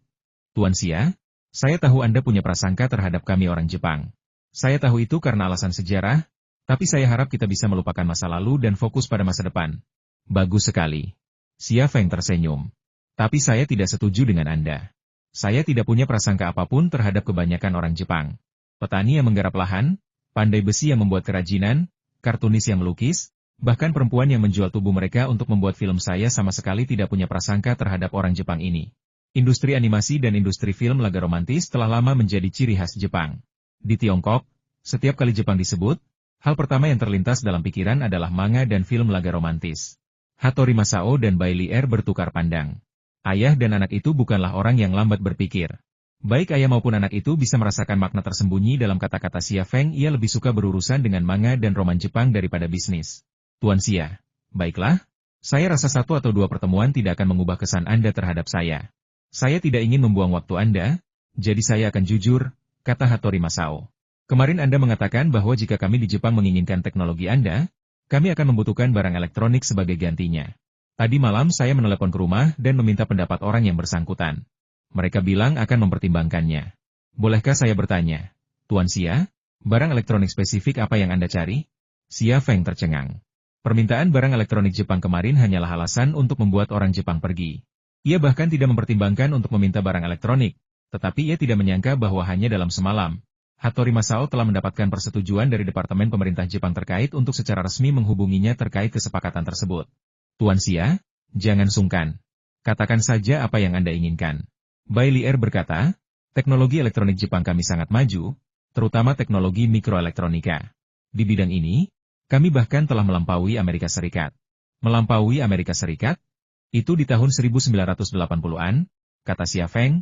Dulu, teknologi elektronik Jepang Anda memang jauh lebih maju dari dunia. Tapi sekarang sudah abad ke-21, dan Anda sudah lama tertinggal dari Amerika Serikat. Apalagi yang Anda miliki selain peralatan rumah tangga? Komputer apa yang saat ini menggunakan CPU Jepang? Komputer apa yang menggunakan sistem operasi Jepang? Lagi pula, industri elektronik adalah industri terbuka. Semua yang kami butuhkan dapat dibeli di pasar internasional. Kami juga telah melakukan investasi dan riset sendiri, dan tidak akan lama lagi kami akan mengejar ketertinggalan. Dalam konteks ini, mengapa saya harus bertukar informasi dengan Anda? HMPH. Apa kau bilang begitu tentang teknologi elektronik Jepang kita? AS memang lebih unggul dari kita di banyak bidang, tapi kita juga punya bidang di mana kita melampaui mereka. Bai Lier berkata, presisi dan akurasi komponen elektronik kita kelas dunia. Contoh sederhananya adalah robot kita. Adakah negara lain di dunia yang teknologi robotikanya melampaui kita? Bukankah robotika berbasis elektronik? Xia Feng tertawa. Haha. Dengan begitu banyak komponen elektronik, kau tidak akan menukar semikonduktor atau semacamnya dengan teknologiku, kan? Hattori Masao berkata, tentu saja tidak. Kami akan membuat kesepakatan ini denganmu dengan sepenuh hati. Tuan Xia, kau tidak perlu langsung mengambil keputusan. Pikirkan baik-baik, lalu beritahu kami apa yang kau butuhkan. Kami akan berusaha sebaik mungkin untuk memenuhi persyaratanmu. Baiklah, aku akan kembali, dan memikirkannya. Selamat tinggal, kalian berdua. Xia Feng berdiri dan pergi. Bai Lier berdiri untuk mengantarnya pergi, mengantarnya keluar pintu dan mengawasinya pergi sebelum menutup pintu di belakangnya. Ayah, orang ini benar-benar menyebalkan. Tadi, aku ingin sekali menampar wajahnya, kata Bai Lier getir. Ada pepatah Tiongkok kuno yang berbunyi, sedikit ketidaksabaran akan merusak rencana besar. Dia menyebalkan, tapi dia punya sesuatu yang bisa mengancam kita, dan kita harus mendapatkan teknologinya. Kita juga harus mencari cara untuk mengganggu perkembangan pabrik militer Thunder Horse. Kalau tidak, jika ini terus berlanjut, keunggulan teknologi militer kita saat ini akan hilang. Saat itu, aku khawatir kita harus hidup di bawah hidung Tiongkok. Hattori Masao mengerutkan kening, tampak sangat khawatir. Ayah, apa menurutmu dia akan tertipu? Selama kita sabar dan melakukannya selangkah demi selangkah, dia tidak akan bisa lolos dari jebakan kita. Hattori Masao mencibir, teknologi elektronik? Tidak ada teknologi kekaisaran Jepang Raya yang akan mengalir ke Tiongkok. Ayah, Nona Fosen meneleponku. Hattori Masao menyela Bai Lier, aku tahu apa yang dia inginkan. Kita akan memesan dari Lockheed Martin. Bai Lier tersenyum. Kalau begitu, mari kita bicarakan bagaimana menghadapi anak itu. Untuk mewujudkan rencana kita butuh bantuan seseorang. Siapa? Direktur CIA Asia, Gu Kewen. Hattori Masao berkata, aku sudah menghubunginya, dan dia bersedia bekerja sama dengan kita. Targetnya adalah Xia Feng, dan target kita adalah teknologi Xia Feng dan pabrik militer Le5. Kita punya tujuan yang sama. Jika Xia Feng mati di tangannya, itu akan sangat menguntungkan kita. Hehehe. Bai Lier tak kuasa menahan tawa, bahkan CIA menginginkan nyawanya. Dia benar-benar pengganggu. Dia memang menyebalkan, tapi yang kuinginkan darimu adalah... Hattori Masao berbisik di telinga Bai Lier. Mulut Bai Lier sedikit terbuka, dan wajahnya yang cantik dipenuhi rasa malu. Namun, setelah ragu-ragu sejenak, ia mengangguk, demi kekaisaran Jepang, aku bersedia berkorban. Sementara itu, Xia Feng, berjalan menyusuri lorong pameran, mengumpat dalam hati. Sialan, mereka cuma berdua di kantor itu, apa yang mereka bisikan? Seharusnya aku menunggu di luar sebentar. Saat meninggalkan kantor, ia sudah mengaktifkan gagang telepon, menguping pembicaraan. Namun yang membuatnya frustrasi adalah, di saat genting ini, Hattori Masao malah berbisik kepada Bai Lier. Tapi itu tak masalah. Ia bertekad memberi kejutan pada kedua orang Jepang itu. Dan Gu Kewen juga. Dia harus mati. Senja sore itu sungguh indah. Direktur Xia, ayo kita kembali ke hotel bersama. King Chaiwe menatap Xia Feng penuh harap. Aku ada urusan, kau pulang dulu, kata Xia Feng. Bibir King Chaiwe sedikit melengkung, dan ia pergi dengan kecewa. Xia Feng masuk ke kamar mandi. Ia memasang earphone kecil di telinganya dan mengaktifkan gagang telepon. Tiba-tiba, terdengar suara dari earphone itu. Suara. SSSTT. Kenali dirimu dan musuhmu? maka kau akan memenangkan setiap pertempuran. Kutipan ini berasal dari seni perang Sun Tzu, dan aku sangat menyukainya. Kita tidak akan pernah berteman dengan Tiongkok. Nenek moyang kita berperang melawan Tiongkok ratusan tahun yang lalu. Kita hampir berhasil dalam perang melawan Tiongkok selama Perang Dunia Kedua, tetapi sayangnya, kita akhirnya gagal. Tapi aku yakin kita akan berhasil suatu hari nanti, kata Hattori Masao dengan nada menyesal. Tok, tok, tok. Terdengar ketukan di pintu. Jenderal, seseorang ingin bertemu Anda, kata seorang pria dalam bahasa Jepang. Hattori Masao berkata, apakah seorang wanita? Baik, Jenderal. Biarkan dia masuk. Jaga lorong dan pintunya. Jangan biarkan siapapun masuk. Baik, Jenderal, kata pria itu, yang jelas salah satu pengawal Hattori Masao. Lalu ia pergi. Derak sepatu hak tinggi bergema, diikuti oleh suara wanita yang familiar dalam bahasa Inggris. Jenderal, halo. Halo, Nona Bailey R. Itu suara Gu Kewen. Bahkan jika suaranya berubah menjadi abu, Xia Feng masih akan mengenalinya. Nona Gu, Anda sangat sopan, kata Hattori Masao sopan. Silakan duduk. Mari kita bicara. Nona Gu, Anda ingin minum apa? Tanya Bailey R. Segelas air saja sudah cukup, terima kasih. Kata Gu Kewen. Nona Gu, saya yakin Anda sudah tahu apa yang akan kita bicarakan? Kata Hattori Masao. Tentu saja saya tahu, dan itulah mengapa saya datang ke sini. Suara Gu Kewen terdengar, Xia Feng dan saya telah bertengkar berkali-kali, dan saya telah banyak menderita. Saya mengenalnya dan saya tahu betul metode apa yang dia gunakan. Dia sulit dihadapi, dan hanya jika kita bekerja sama, kita bisa menangkapnya. Suara cangkir yang diletakkan di atas meja kopi diikuti oleh suara Bailey R. Nona Gu, apakah dia sekuat itu? Tidak bisakah CIA melakukan apapun padanya? Kenapa? Suara Gu Kewen terdengar. Tidakkah Anda percaya apa yang saya katakan? Tidak, saya sama sekali tidak bermaksud begitu. Suara Bailey R terdengar. Nona Gu, saya merasa aneh. CIA adalah badan intelijen paling kuat di dunia. Bahkan beberapa organisasi teroris di Timur Tengah pun diganggu oleh CIA dan berusaha keras menghindari CIA. Hanya Xia Feng. Bagaimana mungkin CIA-MU tidak berdaya? Apakah kau pernah bertarung dengannya? Tidak. Setelah kau bertarung dengannya, kau akan mengerti betapa kuatnya dia, kata Gu Kewen. Tapi aku harus mengingatkanmu bahwa sejak kita menindaknya hingga sekarang, puluhan orang terbaik kita telah tewas di tangannya. Bukan hanya agen CIA, tetapi juga pasukan khusus marinir dan pembunuh bayaran profesional. Jumlah orang yang terbunuh olehnya mungkin lebih dari 3 digit. Hah? Seru Bailey R. Kau bicara tentang iblis, bukan manusia. Terkadang aku lebih suka berteman dengan iblis daripada menghadapinya, kata Gu Kewen. Bailey R terdiam, jelas ketakutan oleh kata-kata Gu Kewen. Nona Gu, saya punya rencana untuk Xia Feng, tapi sebelum saya beritahu, saya ingin mendengar pendapat Anda, kata Hattori Masao. Pendapat saya? Sederhana saja. Sehebat apapun dia hanyalah manusia, bukan dewa. Tidak sulit untuk menangkap atau membunuhnya. Masalah kita sekarang adalah Perancis. Perancis melindunginya. Dia dilindungi oleh pasukan khusus Gendarmerie Perancis dan agen-agen Direktorat Keamanan Umum Perancis. Terlalu sulit bagi kita untuk menghadapinya di Perancis. Kalau tidak, saya pasti sudah melakukannya sejak lama. Bagaimana jika saya punya cara untuk memancingnya keluar? Terdengar suara Hattori Masao.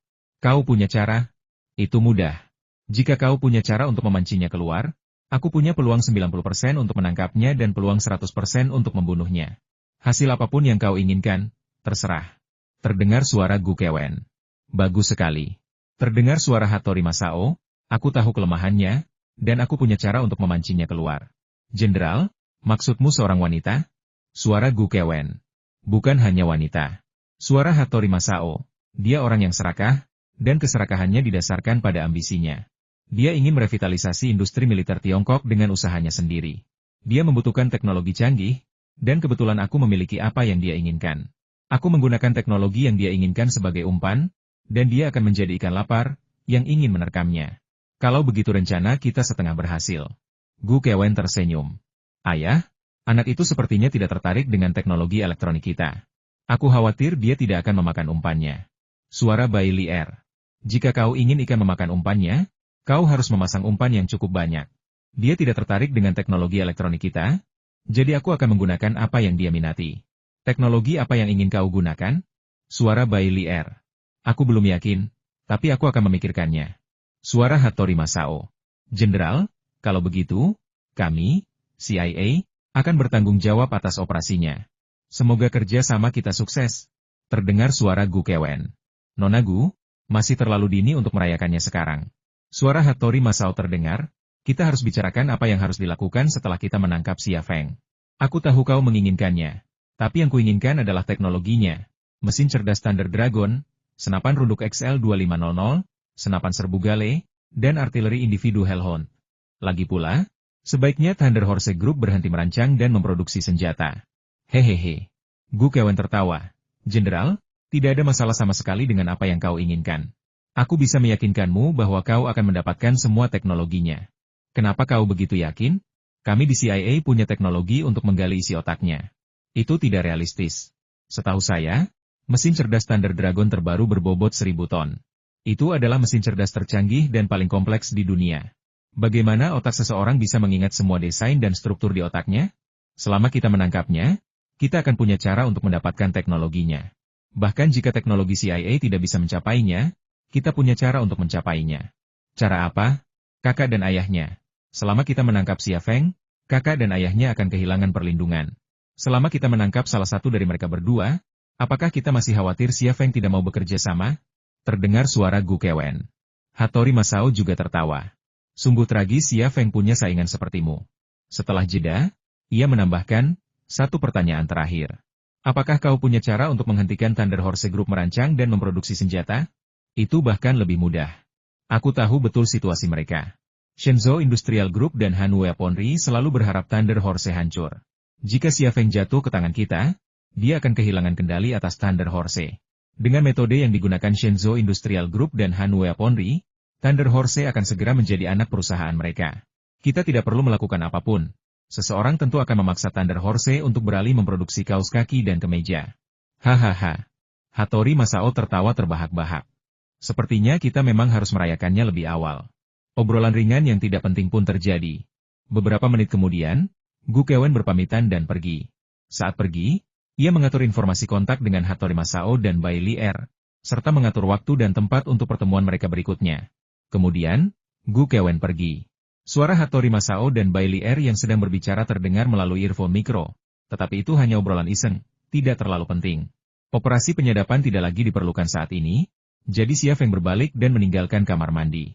Ia bergegas menuju pintu masuk ruang pameran, tetapi alih-alih keluar, ia berdiri di balik dinding, membangkitkan daya penglihatan mata kirinya untuk mengintip ke arah stan Lockheed Martin. Ia segera melihat Gu Kewen pergi dengan cepat, dikawal sekelompok besar agen. Ini bukan saatnya untuk membunuhnya. Biarkan aku memberimu hidup beberapa hari lagi, gumam Xia Feng pada dirinya sendiri. Sedikit seringai tersungging di wajahnya. Gu Kewen berjalan menuju helipad, lalu sebuah helikopter lepas landas, dengan cepat menghilang dari pandangan Xia Feng. Beberapa menit setelah Gu Kewen pergi, Hattori Masao dan Bai Lier juga muncul dari stan Lockheed Martin.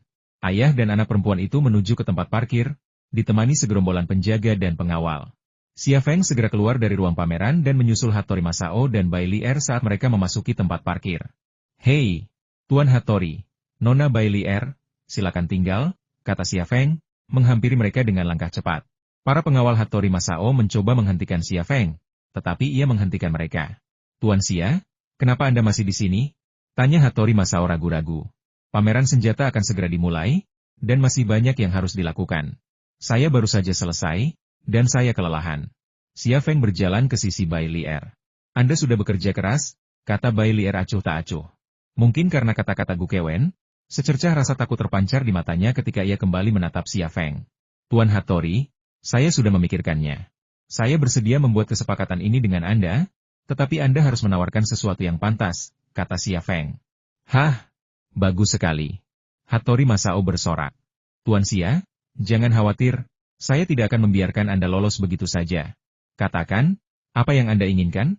Pada saat ini, Xia Feng tiba-tiba mendekatkan diri ke telinga Bai Lier, bibirnya hampir menyentuhnya. Saya ingin kecerdasan buatan. Kau benar-benar.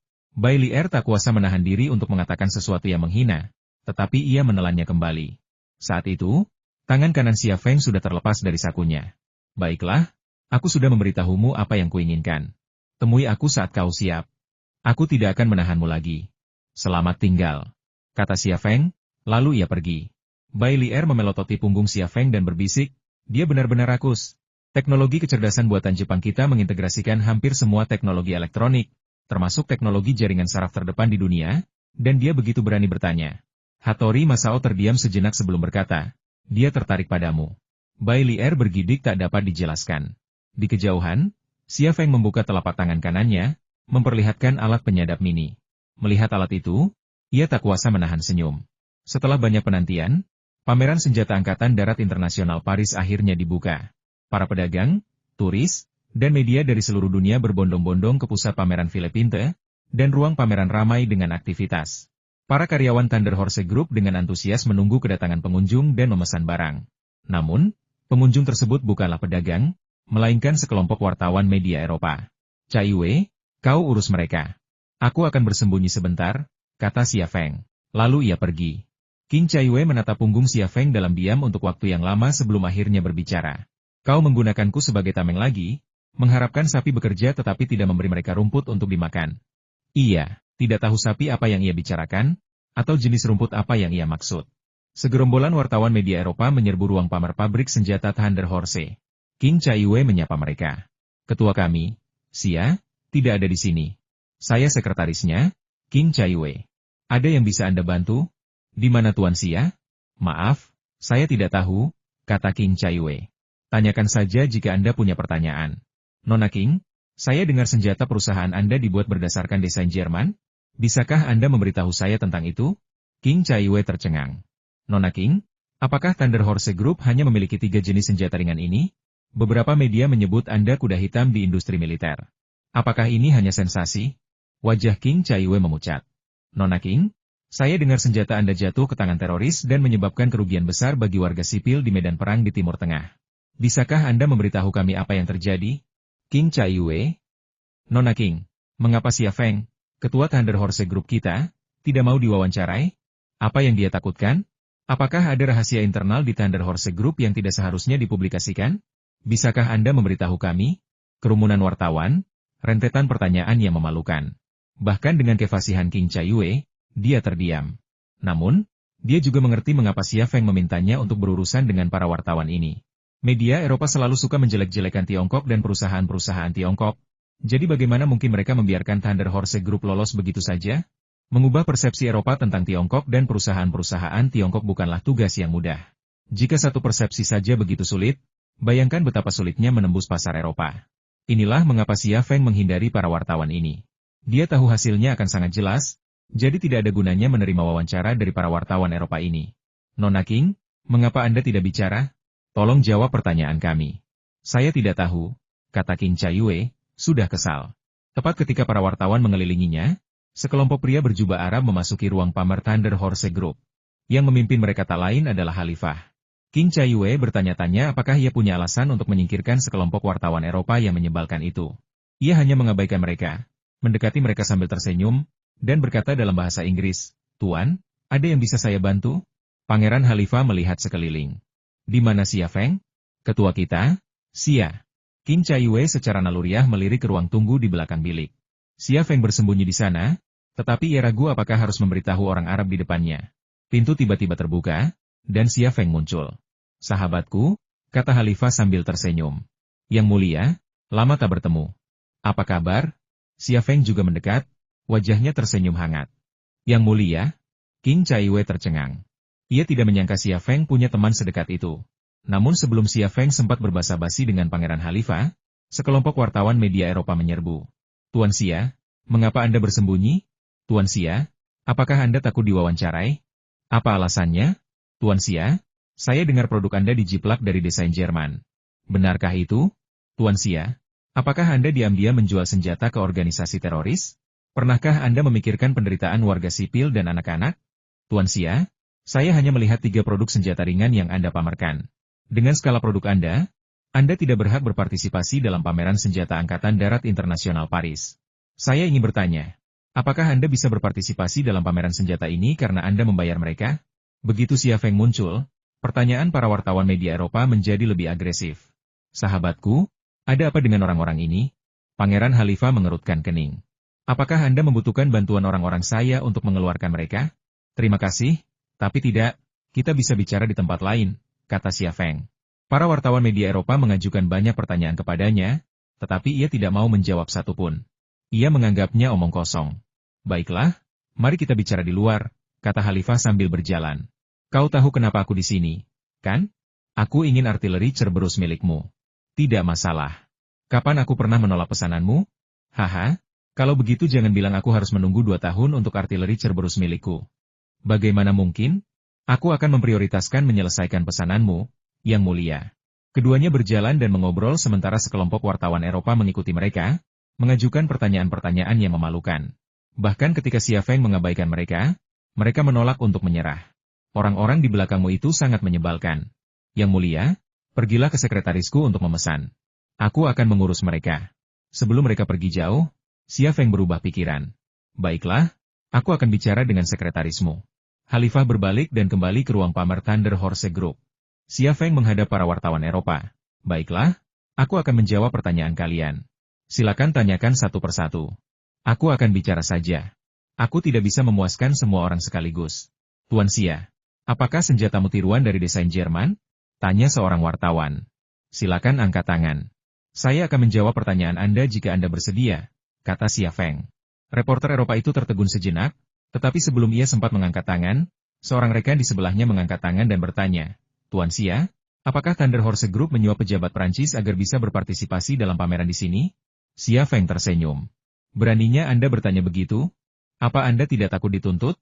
Prancis adalah negara dengan kebebasan berbicara. Rakyat berhak mengetahui cerita dari dalam, kata reporter itu dengan nada tegas. Saya dapat memberitahu Anda dengan pasti bahwa tidak ada suap dalam fakta bahwa Thunder Horse Group bisa datang ke sini untuk berpameran. Bagaimana mungkin? Mengingat skala Anda bahkan tidak memenuhi syarat untuk berpartisipasi dalam pameran senjata ini. Kalau begitu saya tidak bisa bicara dengan Anda. Jika Anda punya bukti, laporkan saja. Tuan Xia. Reporter yang tadi tidak mengangkat tangannya dengan enggan. Saya masih punya pertanyaan yang sama seperti sebelumnya. Apakah Thunder Horse Group menjiplak desain Jerman? Pertanyaan Anda membuat saya malu. Tapi saya tetap bersedia menjawab. Xia Feng menunjuk ke arah ruang pameran Rheinmetall. Kalau begitu, Anda adalah ruang pameran Rheinmetall di Jerman. Mereka mewakili level tertinggi industri militer Jerman. Anda bilang saya menjiplak desain Jerman, tapi saya sendiri belum menerima tuduhan atau protes apapun dari Jerman. Anda bilang saya menjiplak desain Jerman, dan Jerman tidak terburu-buru, jadi kenapa Anda terburu-buru? Reporter yang bertanya itu terdiam. Tuan Xia, reporter lain mengangkat tangannya. Senjata Thunder Horse Group telah memainkan peran yang memalukan di medan perang Timur Tengah, melukai banyak warga sipil dan anak-anak. Bisakah Anda menjelaskan mengapa kelompok itu menjual senjata kepada organisasi-organisasi teroris itu? Pertanyaan Anda sudah merupakan tuduhan yang serius, kata Xia Feng dengan tenang. Thunder Horse Group kami menjual senjata kepada pemerintah dan perusahaan yang sah, tidak pernah kepada organisasi teroris. Jika Anda punya bukti, Anda bisa menuntut saya di pengadilan Den Haag, dan saya akan dengan senang hati memikul tanggung jawab saya. Tapi senjata Anda memang telah jatuh ke tangan organisasi teroris. Apakah Anda punya penjelasan untuk ini? Tanya si penanya. Xia Feng melanjutkan, setahu saya, organisasi teroris terbesar yang aktif di Irak dan Suriah terutama menggunakan senjata Amerika, tank Amerika, kendaraan lapis baja Amerika, senapan Amerika, amunisi Amerika, dan bahkan rudal anti-tank Amerika. Jadi, bolehkah saya mengatakan bahwa Amerika Serikat diam-diam mendukung mereka? Ini, reporter itu terdiam. Xia Feng mengangkat bahu. Baiklah, saya tidak punya waktu untuk omong kosong ini. Saya tahu Anda tidak akan menulis hal baik tentang saya, dan saya tidak akan membiarkan Anda mencemarkan nama baik saya. Tulislah apapun yang Anda inginkan, itulah keahlian Anda. Xia Feng pergi, tetapi sekelompok besar reporter Eropa tetap enggan pergi. Tulis apapun yang Anda inginkan, saya tidak peduli. Dengan demikian, apa gunanya wawancara? Xia Feng kembali ke ruang pamer Thunder Horse Group. King Chaiwe mengacungkan jempol, senyumnya manis sekali. Kemudian, sambil mendekatkan diri ke telinga Xia Feng, ia berbisik, Tuan Xia, teman pangeran Anda menginginkan 20.000 meriam Cerberus. Ini pesanan yang sangat besar, dan saya ragu untuk menandatanganinya. Anda sebaiknya bernegosiasi dengannya. Xia Feng juga terkejut dengan keinginan Pangeran Khalifah. 20.000 meriam Cerberus bukanlah pesanan yang kecil. Dengan harga 50.000 per meriam, total nilai pesanan Pangeran Khalifah mencapai 1 miliar. Pesanan ini juga merupakan pesanan ekspor tunggal terbesar yang pernah diterima Thunder Horse Group. Teman, kau tidak akan mengecewakanku, kan? Kata Pangeran Khalifah sambil tersenyum. Xia Feng tersenyum kecut. Baiklah, saya akan menandatangani kontrak dengan Anda, tetapi saya butuh uangnya. Anda harus membayar saya setengah dari depositnya terlebih dahulu. Tidak masalah. Saya bisa mentransfer uangnya sekarang juga. Pangeran Khalifah menjentikan jarinya, dan seorang petugas datang sambil membawa laptopnya. Bagi Pangeran Uni Emirat Arab, masalah apapun yang bisa diselesaikan dengan uang sama sekali bukan masalah. Segera setelah Khalifah pergi, beberapa pedagang Amerika Selatan tiba di ruang pamer Thunder Horse Group. Argentina menginginkan 10.000 artileri Cerberus, 50.000 senapan serbu Gale, dan 5.000 senapan runduk XL2500. Venezuela menginginkan 5.000 artileri Cerberus, 20.000 senapan serbu Gale, dan 1.000 senapan runduk XL2500. Setelah para pedagang Amerika Selatan pergi, para pedagang Timur Tengah tiba. Xia Feng benar-benar kesal. Jadi bagaimana jika Thunder Horse Group hanya memiliki 3 senjata ringan? Masing-masing merupakan senjata tempur infanteri tercanggih dan terkuat di dunia. Meskipun senjata besar Eropa dan Amerika memang sangat canggih, harganya tidak terjangkau bagi semua orang. Dan bahkan mereka yang mampu membelinya pun belum tentu membelinya. Namun, senjata ringan Thunder Horse Group berbeda. Senjata-senjata itu tidak hanya terjangkau, tetapi juga sangat kuat. Negara-negara dunia ketiga tidak mampu membeli senjata besar Eropa dan Amerika, jadi mengapa tidak membeli lebih banyak senjata tempur infanteri Thunder Horse Group? Ini sebenarnya peluang pengembangan bagi Thunder Horse Group. Aula pameran Thunder Horse Group yang seperti rumah bermain anak-anak merupakan lelucon bagi banyak rekan-rekannya, tetapi lelucon inilah yang laku keras di hari pertama pameran. Xia Feng menandatangani pesanan dengan antusiasme yang tak henti-hentinya. Dulu, ia tidak berani menandatangani begitu banyak pesanan karena kapasitas produksi Thunder Horse Group terbatas, dan ia tidak dapat memenuhinya.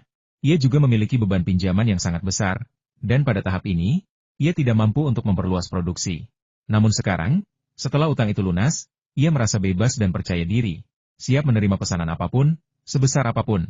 Bagi rekan-rekan yang menganggap Thunder Horse Group sebagai lelucon, melihat buku pesanan mereka setelah seharian terasa seperti tamparan di wajah. Setelah hari pertama pameran, Xia Feng mengadakan makan malam perayaan di Paris Star Hotel untuk memberi penghargaan kepada karyawan Thunder Horse Group. Tuan Xia, saya akan bersulang untuk Anda. King Caiyue tampak bersemangat saat makan malam, terus-menerus menawarkan Xia Feng sekaleng anggur. Caiyue, apa kau mencoba membuatku mabuk? Tanya Xia Feng sambil tersenyum. Bos Xia, beraninya aku membuatmu mabuk? Kau begitu pandai mengendalikan diri, minum beberapa gelas lagi tidak masalah. King Caiyue menyodorkan gelas anggur ke tangan Xia Feng, lalu mengangkat lengannya dan menuangkan anggur ke mulutnya. Bos Xia, minumlah. Jarang sekali kita bisa sebahagia ini. Oke, minum. Xia Feng tak bisa menolak dan menghabiskan gelasnya dalam sekali teguk. King Caiyue kemudian mengambil botol dan menuangkan anggur ke dalam gelas. Ia melirik Xia Feng dari sudut matanya, pipinya yang kemerahan merona, mata gelapnya dipenuhi cahaya yang bersinar. Alkohol dapat memengaruhi seksualitas pria dan hormon wanita.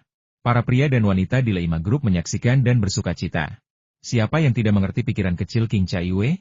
Para pria dan wanita di Leima Group diam-diam tertawa. Berpikir, Bos Xia, Anda akan dimanjakan malam ini. Xia Feng minum bergelas-gelas, bahkan tidak menyadari seberapa banyak ia telah minum. Namun ia benar-benar sadar, bahkan tidak sedikit pun mabuk. Sementara itu, King Caiyue, pria yang telah menuangkan minumannya, terbaring lemas di atas meja, benar-benar mabuk. Bos Xia, toleransi alkohol Anda benar-benar mengerikan, kata seorang karyawan wanita, menatap Xia Feng dengan ekspresi aneh. Ia tidak mengerti mengapa Xia Feng bisa minum begitu banyak tanpa mabuk. Yang lebih membingungkan adalah mengapa Xia Feng membuat King Caiyue begitu mabuk.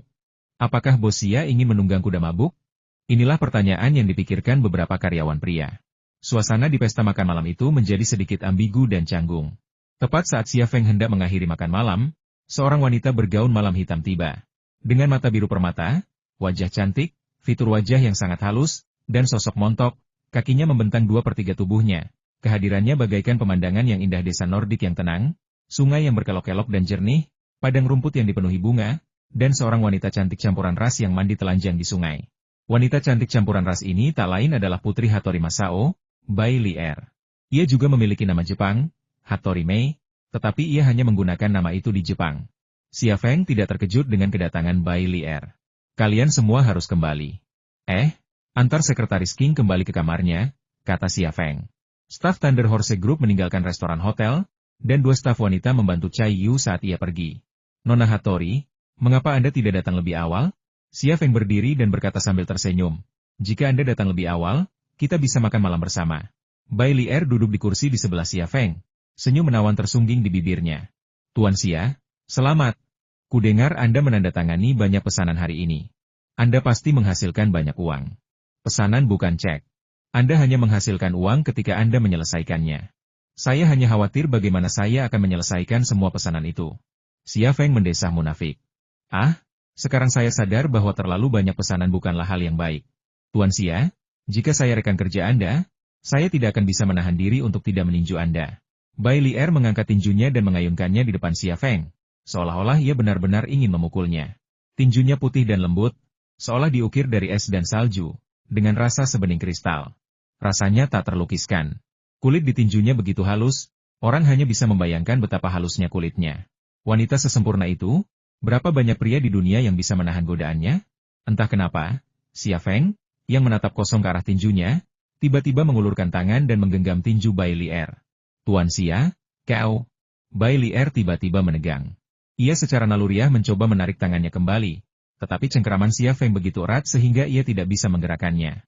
Meraih tangan seorang wanita tanpa persetujuannya adalah pelecehan seksual murni, holiganisme murni. Namun, ini baru permulaan.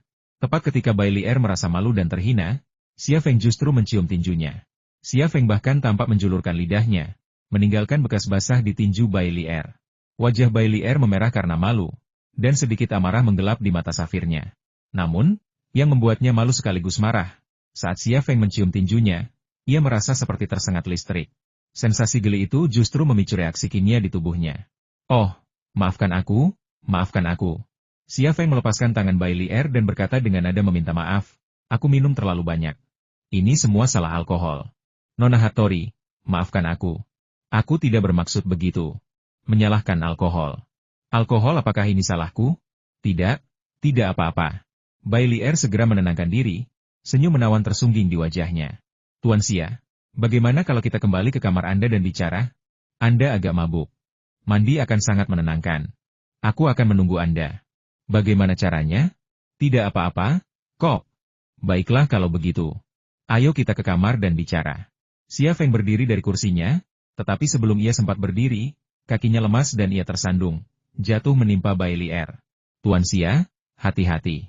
Bai Lier buru-buru mengulurkan tangan untuk membantu Xia Feng, tetapi ia mengabaikan satu hal berat badannya dan tekadnya untuk jatuh. Sedetik kemudian, tubuh bagian atas Xia Feng sepenuhnya menempel di lengan Bai Lier. Wajahnya menempel di wajah Xia Feng. Satu tangan menekan wajah Xia Feng, tangan lainnya menggenggam benda bulat. Pentakel itu lembut dan tanpa tulang, sangat elastis, dan aroma susunya harum. Bagi seorang pria, harta karun seperti itu takkan pernah lelah dipegang seumur hidup. Tuan Xia. Bai Lier benar-benar mual. Ia mencoba mendorong Xia Feng, tetapi tenaganya tak cukup. Maaf, aku tidak sengaja. Seharusnya aku tidak minum terlalu banyak. Aku takkan pernah minum lagi. Gumam Xia Feng, tangannya bergerak tak beraturan. Tak ada kata yang bisa mengungkapkan perasaan Bai Lier saat itu. Yang paling diinginkannya bukanlah menyalahkan Xia Feng, melainkan mengambil pisau dan memotong tangannya yang bejat. Setelah berlama-lama dan mengolesi tangannya dengan minyak, Xia Feng akhirnya bangkit dari tubuh Bai Lier.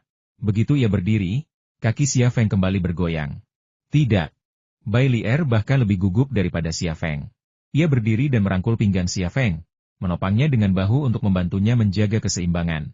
Xia Feng mengikuti Bai Lier pergi. Ia berjalan sangat lambat, tetapi memegang Bai Lier dengan sangat erat.